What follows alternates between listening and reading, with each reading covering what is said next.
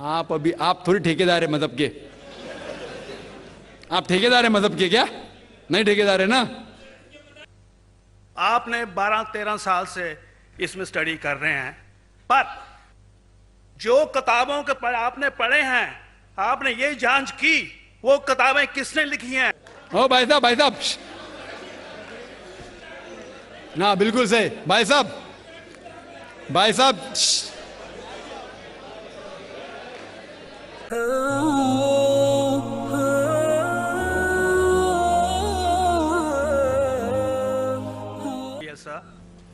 Doctor साहब, मेरे parents Hindu थे, पर मैं अपने को हिंदू नहीं मानता हूं, मैं अपने को इंसानियत मानता हूं, इंसान मानता हूं।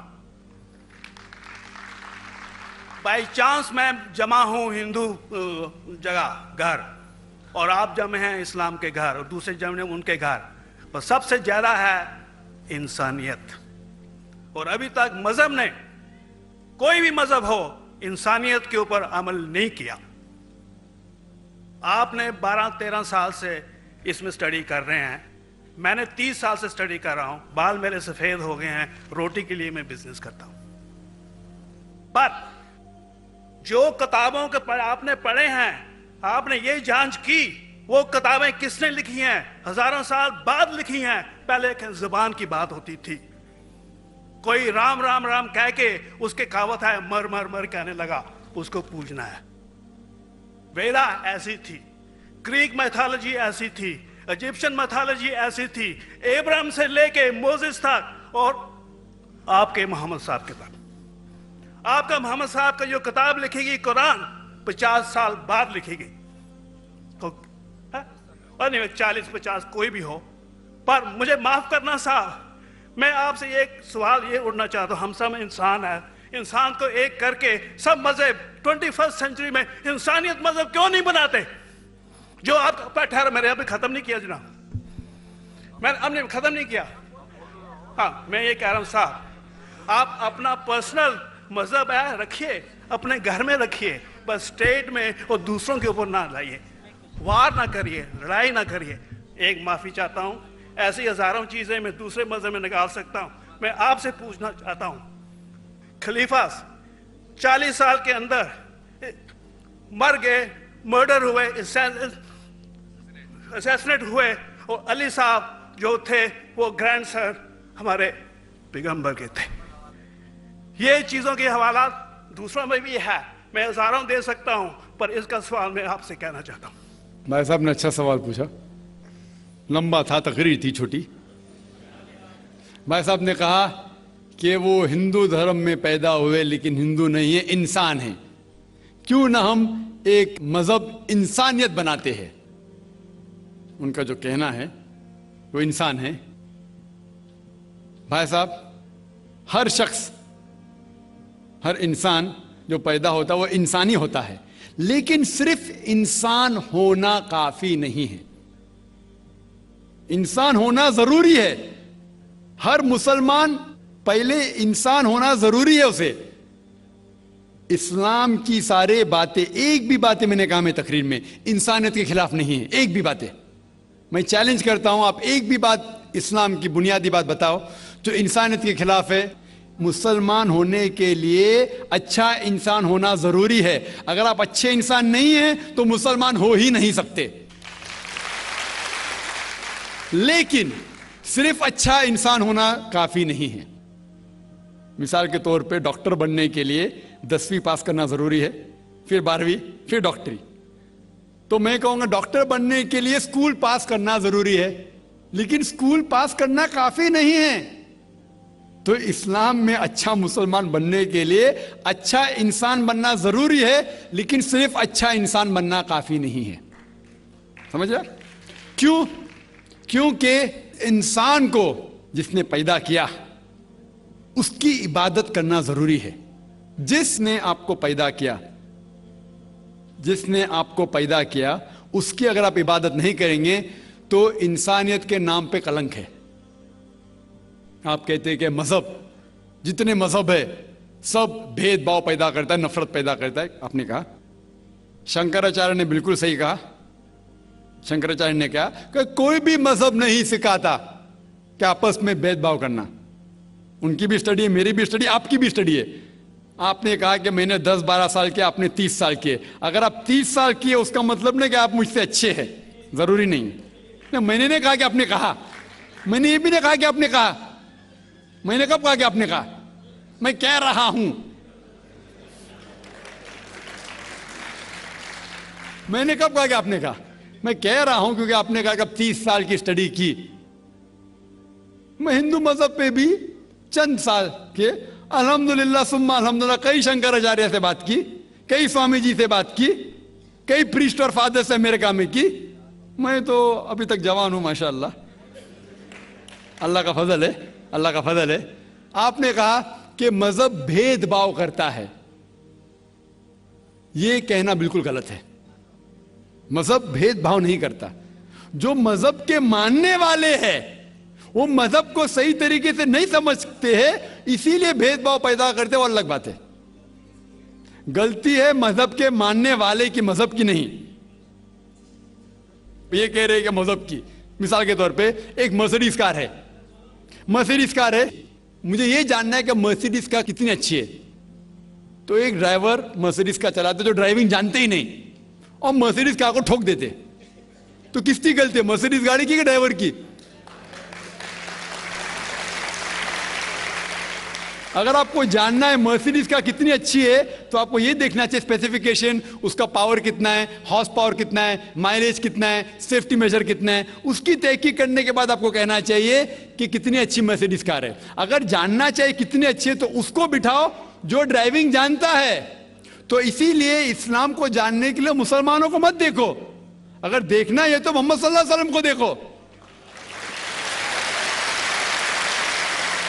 आप मुझे मत देखो, मुझे मत देखो, हमारे आज के मुसलमान को मत देखो।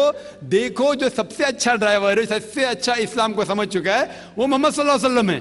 उनको देख के इस्लाम की तहकीक करो, और तहकीक करने के लिए आपको इस्लाम की किताब पे जाना पड़ेगा। और आपने जो कहा आखिर के अंदर कि सारी मजहब किताब बाद में लिखी गई, पहला कहना था, आप काफी हद तक के सही है, आप काफी हद तक के सही है कि आप बिल्कुल सही फरमाते, लेकिन यह कहना कि सारी मजहब की किताब उसमें गलती है। अक्सर मजहब कितने किताब है, वेद हो, उपनिषद हो, बाइबल हो, ओल्ड टेस्टामेंट हो, न्यू टेस्टामेंट हो, आपने कहा मूसा अलैहिस्सलाम से लेके वहां से था, लेकिन आखिरी में जो आपने गलती की मोहम्मद सल्लल्लाहु अलैहि वसल्लम, वहां गलती की। आखिर में आके आप अटक गए, आखिर में आके आप फंस गए।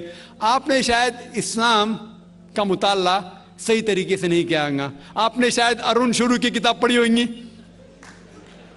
अगर आप कोई मजहब का मुताला करना चाहते हैं तो जो मजहब को समझ चुका है उसकी किताब पढ़ो। आप अगर अरुण शुरू की किताब पढ़ेंगे और इस्लाम के मुताला करा कहेंगे, ये किधर का सही फैसला है? मैं कहता हूं अरुण शुरी जैसे लोग की पढ़ी होंगी, क्योंकि जब भी कुरान नाजिल हुआ, जब भी कुरान की आयत नाजिल होती थी, मोहम्मद सल्लल्लाहु अलैहि वसल्लम अनपढ़ थे।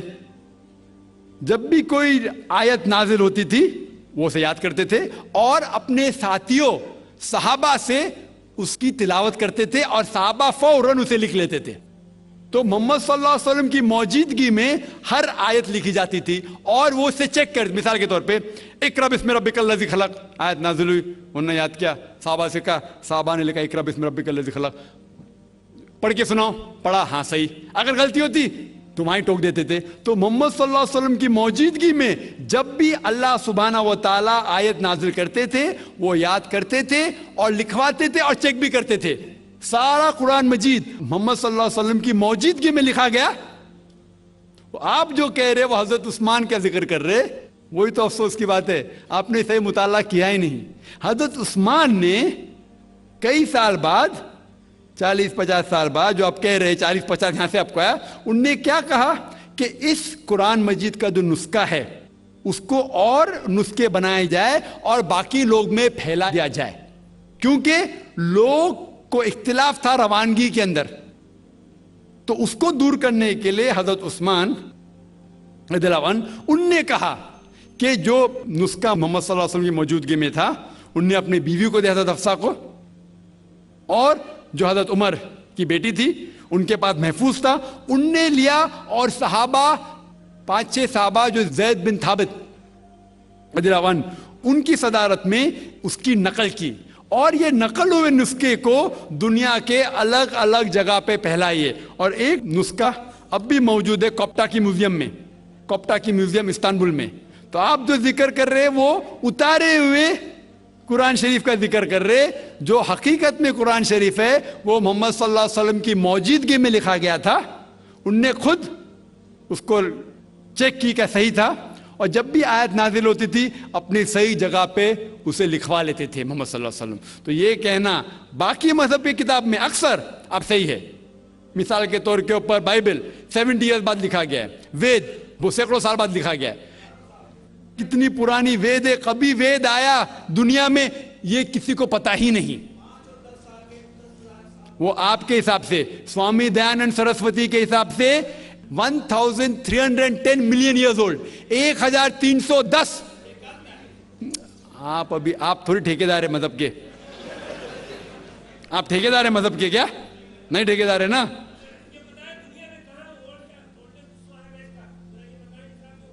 हाँ इसलिए ओ भाई साहब ना, बिल्कुल सही भाई साहब भाई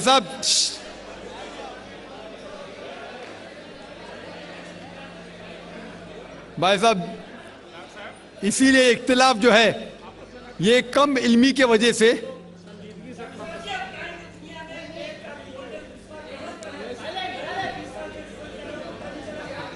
वेद का